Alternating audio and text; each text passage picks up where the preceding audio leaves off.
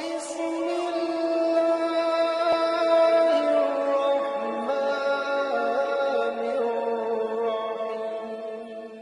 बिल्लाहि मिनश शैतानिर रजीम बिस्मिल्लाहिर रहमानिर रहीम क़ाला अल्लाहु तआला फ़ी क़ुरआनिल मजीद या अय्युहल्लज़ीना आमनु तक़ुल्लाह वब्तगू इलैहिल वसीला वजाहिदु फिल्लाह वजाहिदु फी सबीलिही लअल्लकुम तुफ्लिहून सदक़ल्लाहुल अज़ीम। అనంత కరుణామయుడు అపార కృపాశీలుడైనటువంటి అల్లాహ్ నామంతో ప్రారంభిస్తున్నాను. అల్లాహ్ యొక్క శాంతి కారుణ్యము దయ మనందరిపై కూడా కురియుగాక. అల్హమ్దులిల్లా. మన శీర్షిక విశ్వసించినటువంటి ఓ ప్రజలారా, అల్లాహ్కు భయపడండి, ఆయన సాన్నిధ్యాన్ని చేరే మార్గాన్ని అన్వేషించండి, ఆయన మార్గంలో సతతం సమరం చేయండి, మీకు సాఫల్యం కలగవచ్చు. ఇది 5వ అధ్యాయమైనటువంటి సూరే మాయిదా 35వ వాక్యంలో అల్లాహ్ తెలియజేస్తున్నాడు. యా అయ్యుహల్లజీనా ఆమను, విశ్వసించినటువంటి ప్రజలారా, అత్తకుల్లాహ్, అల్లాహ్కు భయపడండి, వబ్తగు ఇలైహిల్ వసీలా, ఆయన సాన్నిధ్యాన్ని చేరే మార్గాన్ని అన్వేషించండి, వజాహిదు ఫీ సబీలిహి, ఆయన మార్గంలో సతతం సమరం చేయండి, లఅల్లకుం తుఫ్లిహూన్, మీరు సాఫల్యం పొందే అవకాశం ఉంది. మహాశయులారా, అల్లాహ్ను అంతిమ దినాన్ని విశ్వసించినటువంటి ఒక దైవదాసుడు తన ప్రతి క్షణం కూడా అల్లాహ్ యొక్క ప్రీతి కోసం కృషి చేస్తూ ఉంటాడు. అతని జీవితం ఆశాంతం కూడా ఈ పని చేస్తే అల్లాహ్ సంతోషిస్తాడేమో, నేను అల్లాహ్కు చేరువవుతానేమో, మరణం తర్వాత రాబోయే జీవితంలో ఆ నరకం నుండి తప్పించబడతానేమో, స్వర్గంలో ప్రవేశింపజేయబడతానేమో అన్న ఆశతోటి అనుక్షణం కూడా ఏం చేస్తే నా అల్లాహ్ నాకు దగ్గర అవుతాడు, నేను అల్లాహ్కు దగ్గర అవుతాను అని కృషి చేస్తూ ప్రయత్నం చేస్తూ ఉంటాడు. అటువంటి వారి కోసం అల్లాహ్ తబారక వ తఆలా 3 మార్గాలు ఇక్కడ చెప్తున్నాడు. ఎవరి కోసం? మన్ ఆమన బిల్లాహి వల్ యౌమిల్ ఆఖిర్, అల్లాహ్ను అంతిమ దినాన్ని విశ్వసించినటువంటి వాళ్ళ కోసమే. మనకు చాలా విషయాలు ముందుకు వచ్చాయి. విశ్వాసుల్లో 2 రకాల విశ్వాసులు ఉంటారు. కేవలం పేరుకు మాత్రమే విశ్వాసులు ఉంటారు, ఆచరణాత్మకమైనటువంటి విశ్వాసులు ఉంటారు. అల్లాహ్ ఆచరణాత్మకమైనటువంటి విశ్వాసుల గురించి చెప్తున్నాడు. ఏం చెప్తున్నాడు? విశ్వసించినటువంటి ఓ ప్రజలారా, యా అయ్యుహల్లజీనా ఆమను అత్తకుల్లాహ్. మొట్టమొదటి మాట అల్లాహ్ ఏం చెప్తున్నాడు?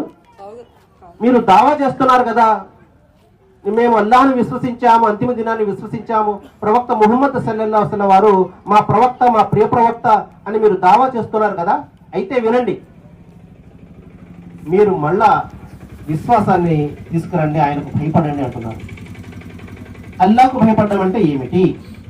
మహాశీలారా, ఎవరినైనా మనం ప్రశ్నించామనుకోండి, ముస్లిమేతర సోదరుని ప్రశ్నించినా దేవుడు అంటే నాకు చాలా భయం అని అంటాడు కదండి.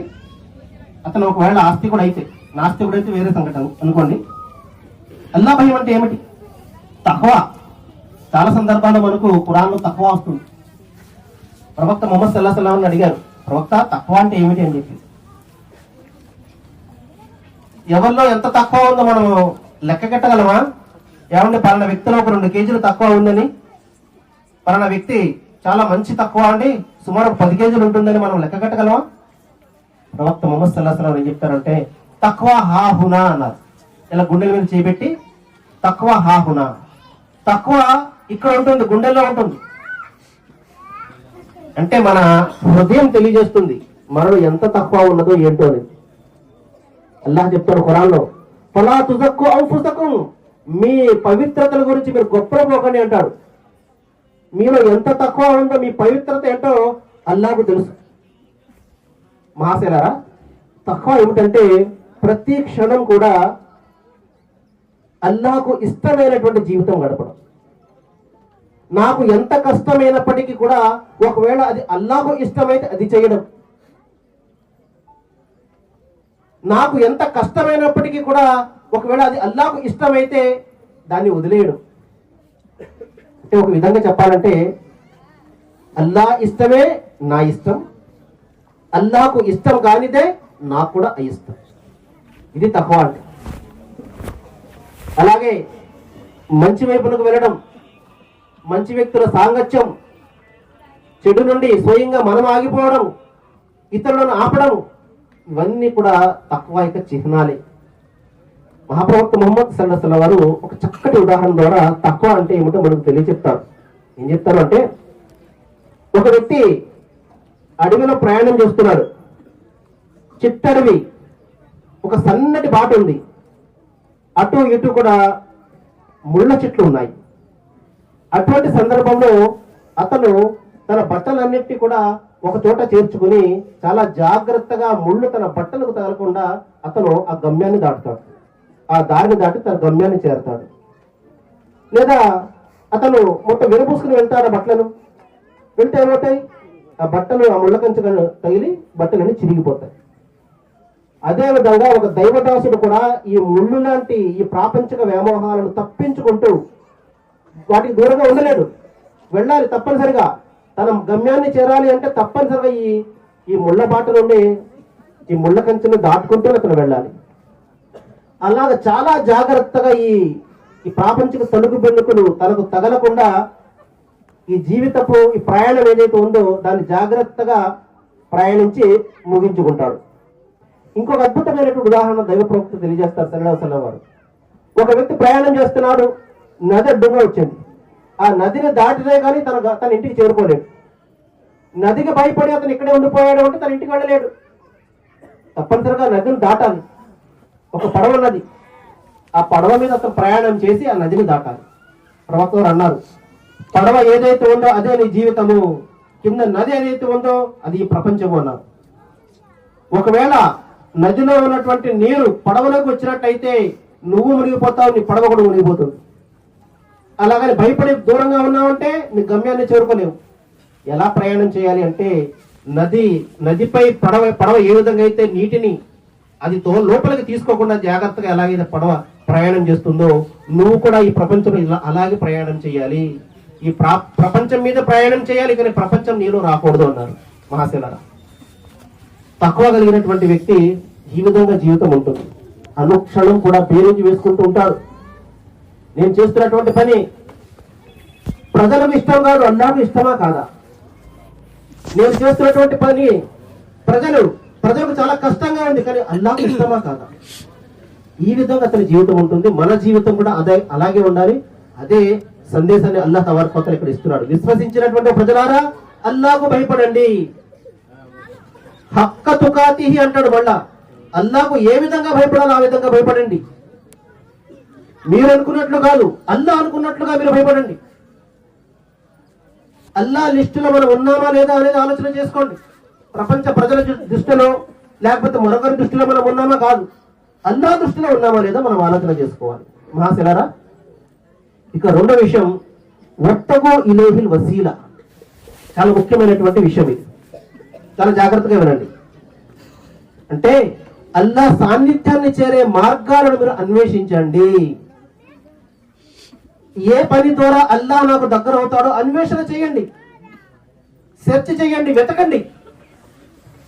మీకు ముందు గతించినటువంటి ప్రవక్తలు, మహాపురుషులు, పుణ్యపురుషులు, మీ గురువులు ఏ మార్గాలను అనుసరించారో మీరు అన్వేషణ చేయండి. వత్తగో ఇలైహిల్ వసీలా.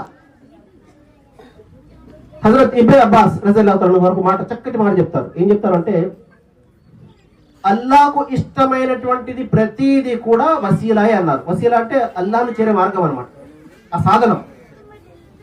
అల్లాహకు ఇష్టమైనటువంటి ప్రతిదీ కూడా అది అల్లాహ్ను చేరేది అని చెప్పి.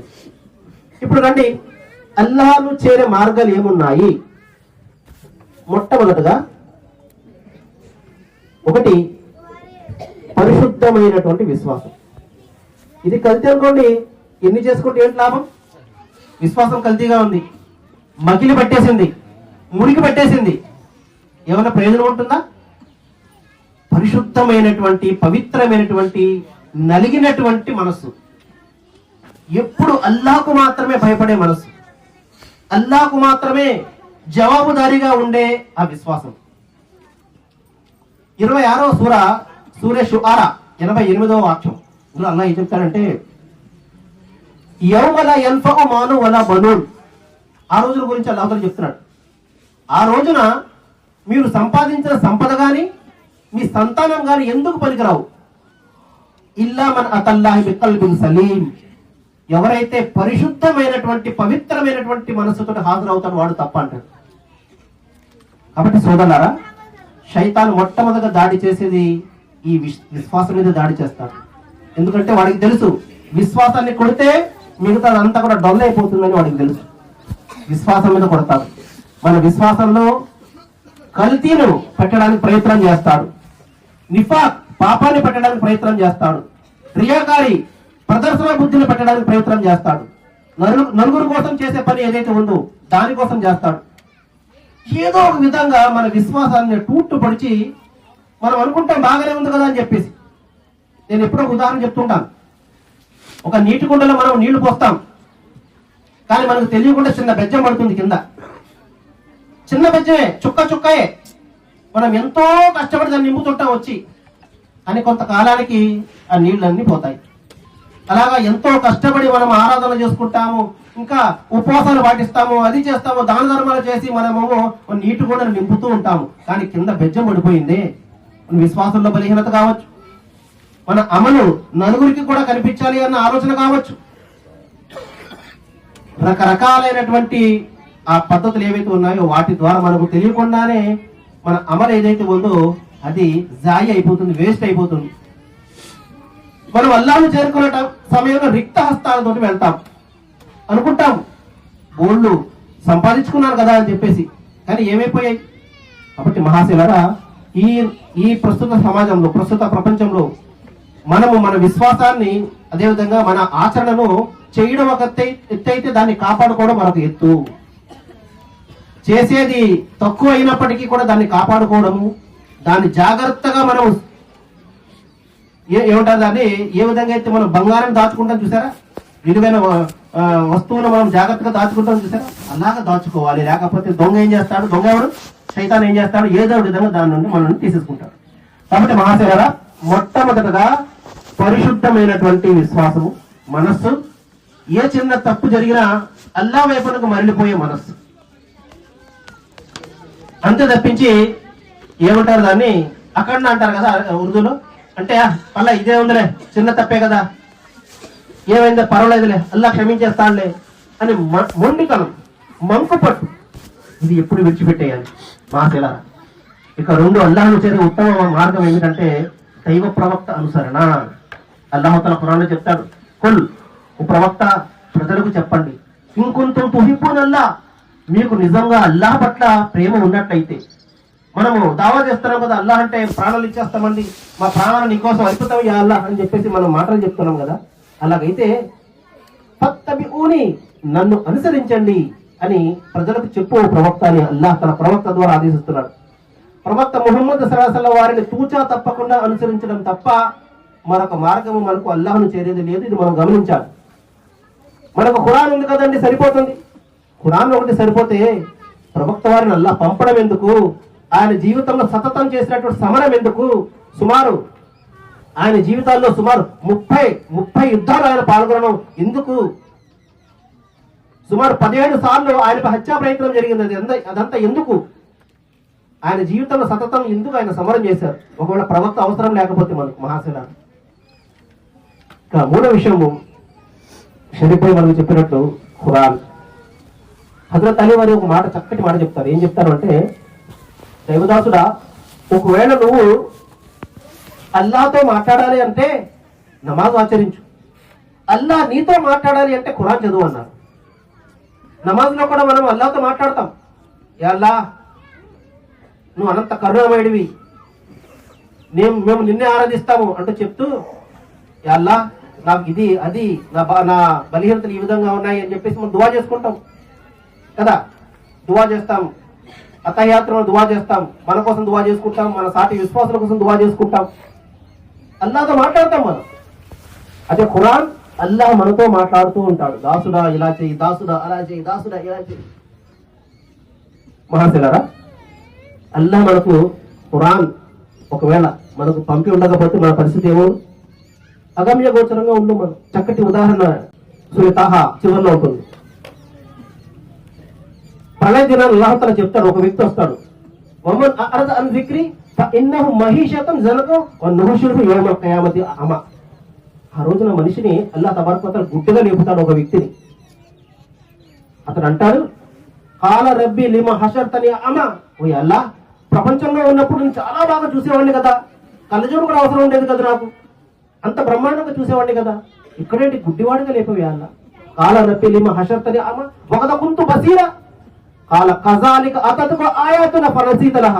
నేను నా ఆయతులతో నీకు నసీహత్ చేశాను, కానీ నువ్వు గుడ్డిగా వ్యవహరించావు. దాన్ని బట్టి గుడ్డిగా అంటే మనం ఎవరైనా దాన్ని ఏమంటే అగౌరవం చేస్తాం? మనం కాదు కదా, చాలా గౌరవంగా చేస్తాం, కళ్ళకద్దుకుంటాం మనం.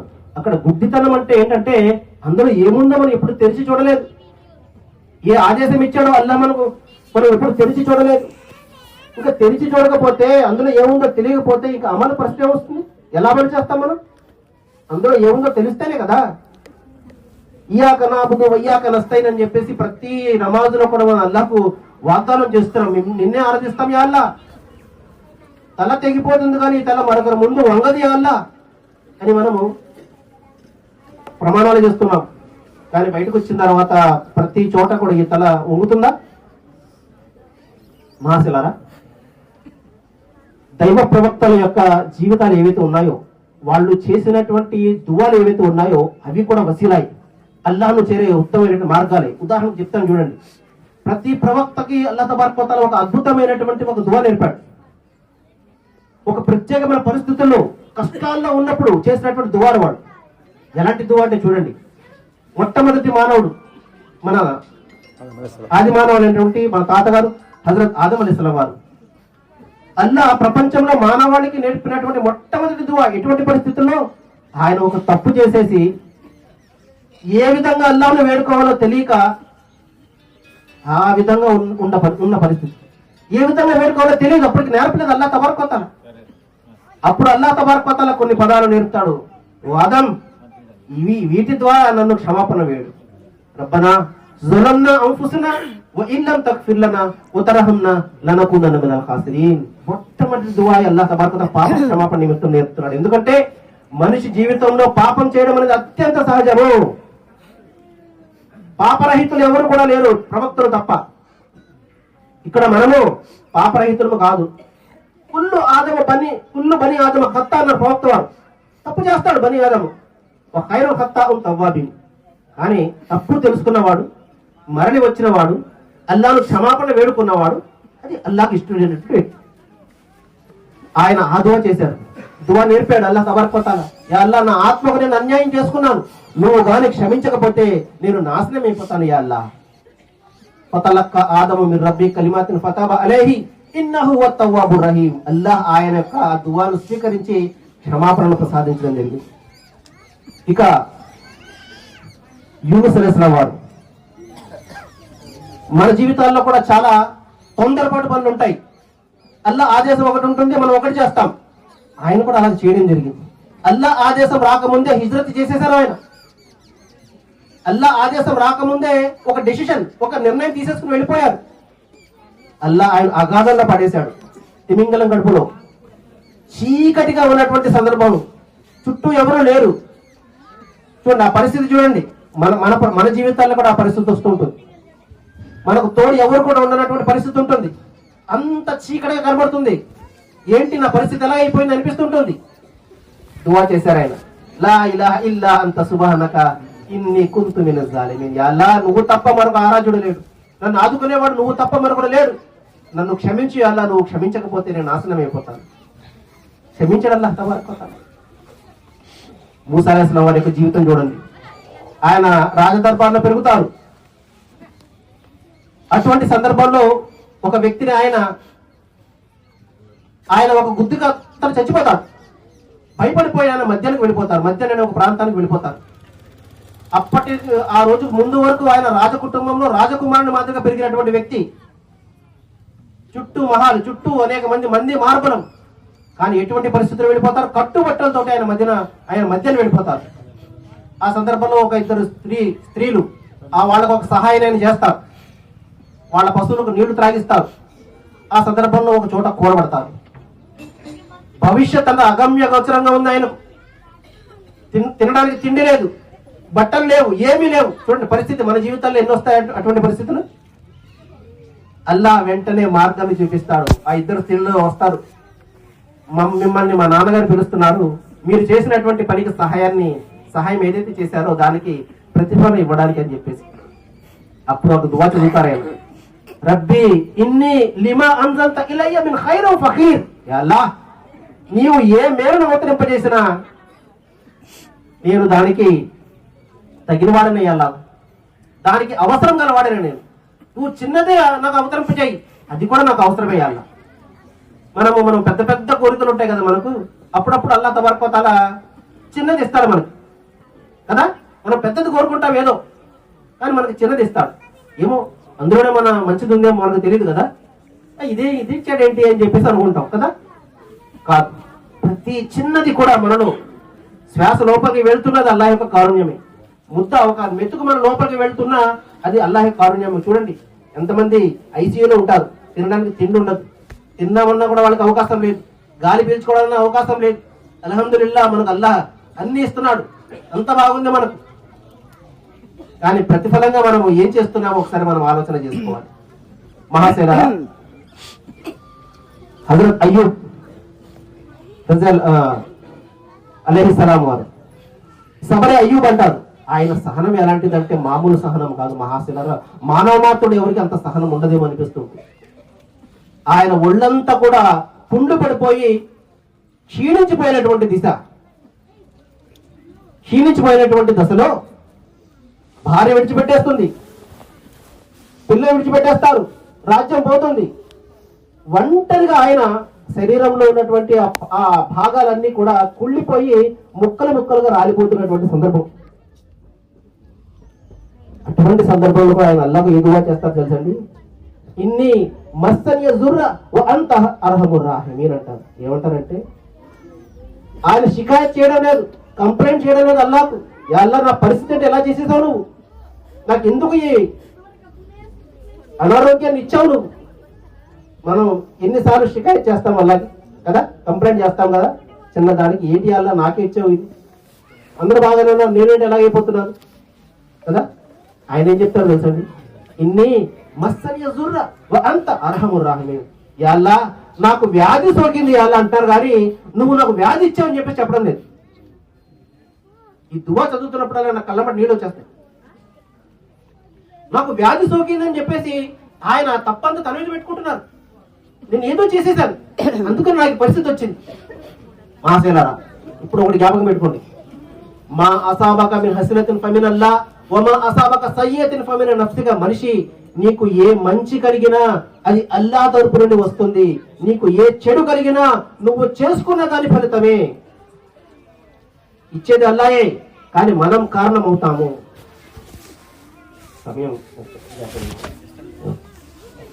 మహాశిలరా, ఈ విధంగా ప్రవక్తలు చేసినటువంటి దువాలు ఏవైతే ఉన్నాయో, ఇబ్రాహిం అలైహిస్సలాం యొక్క దువా, ఇన్ని దువా ఏంది, ఇన్న సలాతి వ నుస్కి వ మహయాయ వ మమాతి లిల్లాహి రబ్బిల్ ఆలమీన్. ఎంత పరిపూర్ణమైనటువంటి ఆ దువా చూడండి. నా నమాజ్ కావచ్చు, నా ఆరాధన కావచ్చు, నా మరణం కావచ్చు, నా జీవితం కావచ్చు, అంత అల్లాహ్ కోసమే పరిపూర్ణమైనటువంటి సమర్పణ. మహాశిలరా, మన జీవితాల్లో కూడా ఇలాంటి పరిపూర్ణమైనటువంటి సమర్పణే అల్లాహ్ మన నుండి కోరుతున్నాడు. ఇది మనం ఎప్పుడు కూడా జ్ఞాపకం పెట్టుకోవాలి. మహాశిలరా, ఇవన్నీ మనం చేయాలంటే అల్లాహ్ మనకు చేస్తున్నటువంటి అనుగ్రహాలు ఒకసారి మనం జ్ఞాపకం తెచ్చుకోవాలి. ఎన్ని అనుగ్రహాలు మన జీవితాల్లో ఇచ్చాడని అల్లాహ్ తబారక వ తఆలా. ఒకటా రెండా? ఒకటైతే మనం లెక్క పెడతాం, 10 అయితే లెక్క పెడతాం, 100 అయితే లెక్క పెడతాం. అనంతమైనటువంటి అనుగ్రహాలే. ఫబి అయ్యి ఆలాఇ రబ్బికుమా తుకజ్జిబాన్ అంటాడు. ఏ అనుగ్రహాలు తిరస్కరిస్తావో మనిషి? ఒకటా రెండా? నేను పుట్టడానికి 9 నెలలకు ముందే నా కోసం స్వాగత సత్కార్యాలు ఏర్పాటు చేశాడు ఇక్కడ కదా. కడుపులో పడ్డం దగ్గర నుండి, నెల తప్పింది అన్న సంగతి తెలిసిన దగ్గర నుండి కూడా ప్రతి రోజు కూడా నా కోసం ఎదురు చూపులే. నా తల్లి, నా తండ్రి, నా తాత, నా అమ్మమ్మ, నానమ్మ, నా మావయ్య, అత్తమ్మ, నా కుటుంబం అంతా కూడా నా కోసం ఎదురు చూసి ఏర్పాట్లు చేశాడు. నేను బయటకు రాగానే అప్పటి వరకు ఆహారం ఉండదు, తల్లి గుండెల్లో బలవర్ధకమైనటువంటి ఆహారాన్ని పెట్టేస్తాడు. ఆ తర్వాత ప్రపంచంలో ప్రేమంతా కూడా తల్లిదండ్రుల గుండెల్లో పెడతాడు. ఎంతటి ప్రేమ అండి! మార్పు ఏమైనా చూస్తామా మనం తల్లిదండ్రుల ప్రేమలో? అమ్మ మీరు క్షమించాలి, భార్య ప్రేమలోనైనా మనం ఎప్పుడైనా మార్పు చూడొచ్చు. భార్య ప్రేమలోనైనా మనం మార్పులు చూడొచ్చు, బిడ్డల ప్రేమలో మార్పులు చూడొచ్చు. కానీ ఇద్దరు ఉన్నారు, ఒకరు ఆకాశంలో ఉన్నారు, ఒకరేమో భూమి మీద ఉన్నారు. ఒకరు అల్లాహ్, మరొకరు తల్లిదండ్రులు. వీరి ప్రేమలో మార్పు అనేదే ఉండదు, ఇంకా పెరుగుతూనే ఉంటుంది కానీ మార్పు అనేది ఉండదు. అలాంటి ప్రేమల మధ్య మనల్ని పెంచాడు అల్లాహ్ తబారక వ తఆలా. ఇంకా ఎన్ని అనుగ్రహాలు!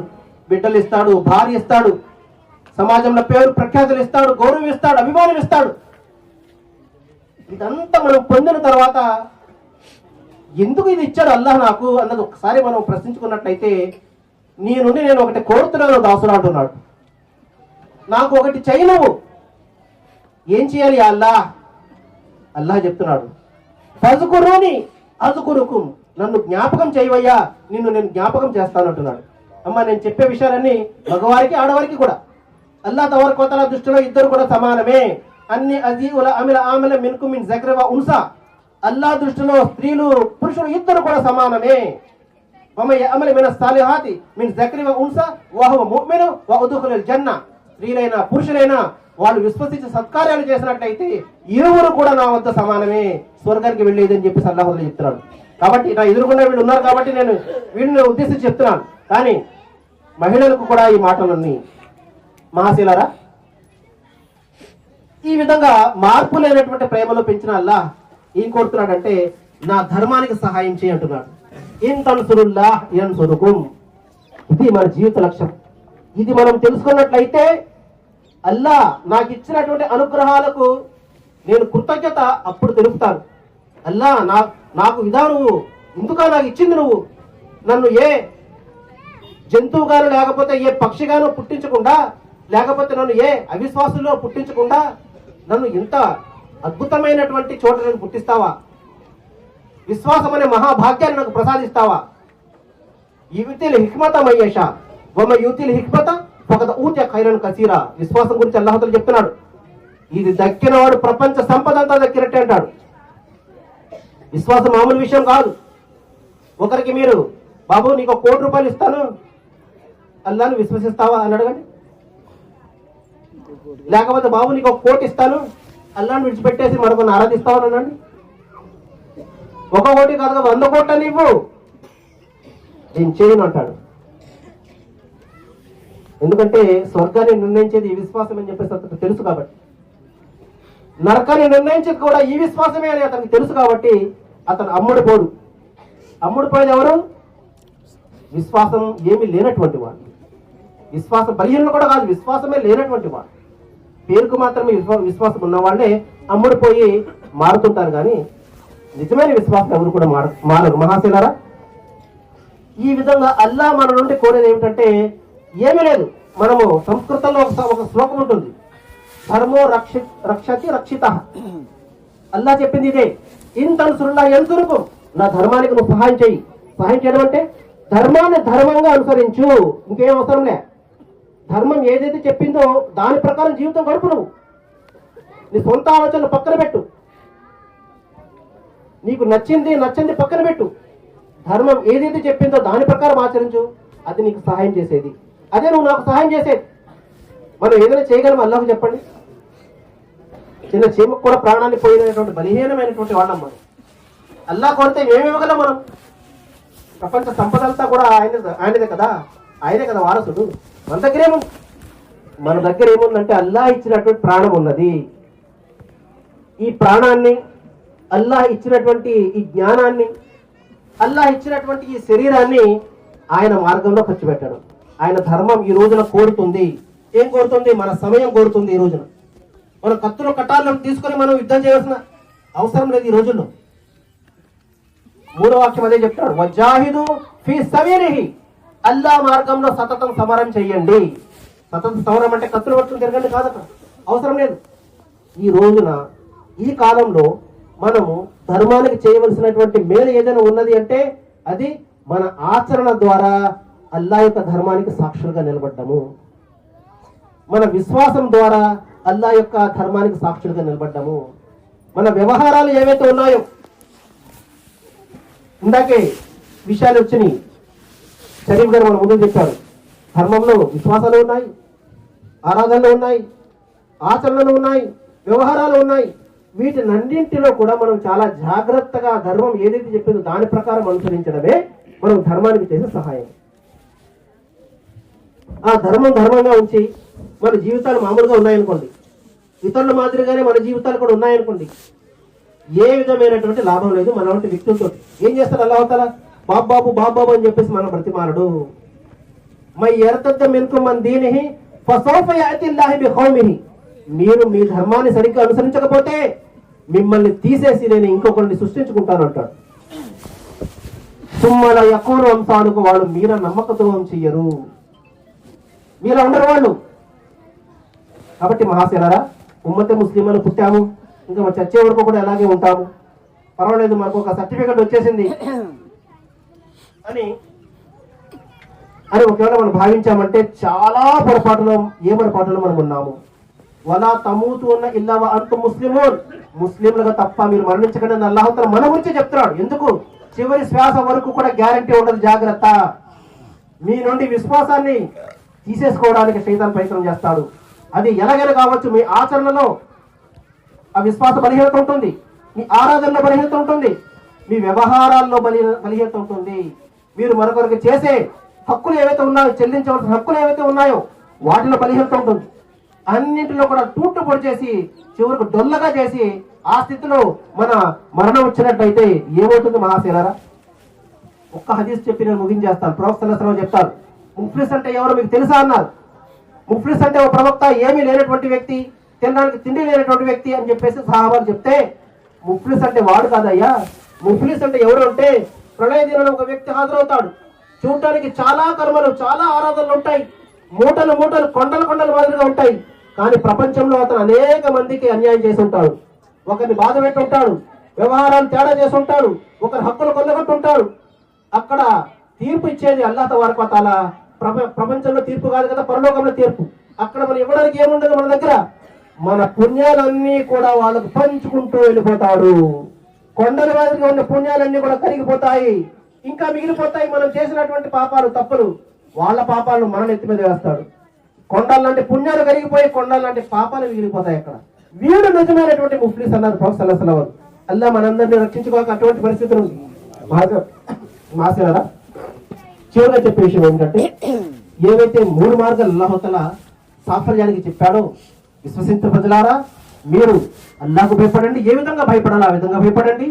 ఆయన మార్గాన్ని చేరే, ఆయన సాన్నిధ్యాన్ని చేరే మార్గాలను అన్వేషించండి. అదేవిధంగా ఆయన మార్గంలో సతతం సమరం చేయండి. మీ ప్రాణాలతోటి, మీ సంపదతోటి, మీ ఏదైతే అల్లాహ్ మీకు ఇచ్చినటువంటి ఏవైతే ఇచ్చాడో, సలాహితులు ఇచ్చాడో, ప్రతిభలు ఏవైతే ఇచ్చాడో వాటి ద్వారా మీరు అల్లాహ్ ధర్మానికి ఎంతో కొంత ఉపయోగపడండి. అప్పుడు మీరు నిజమైన సాఫల్యం పొందుతారు. అల్లాహ్ మనందరికీ కూడా అటువంటి అల్లాహ్ సాన్నిధ్యాన్ని చేరే మార్గాన్ని అన్వేషిస్తూ ఒక పటిష్టమైనటువంటి విశ్వాసాన్ని కలిగి ఉంటూ అల్లాహ్ మార్గంలో మన ధన ప్రాణాలతోటి సతతం సమరం చేసే సద్భాగ్యాన్ని మనందరికీ ప్రసాదించును గాక. వాఖిరు దావానా అల్హమ్దులిల్లాహి రబ్బిల్ ఆలమీన్. జజాకల్లాహు ఖైర్.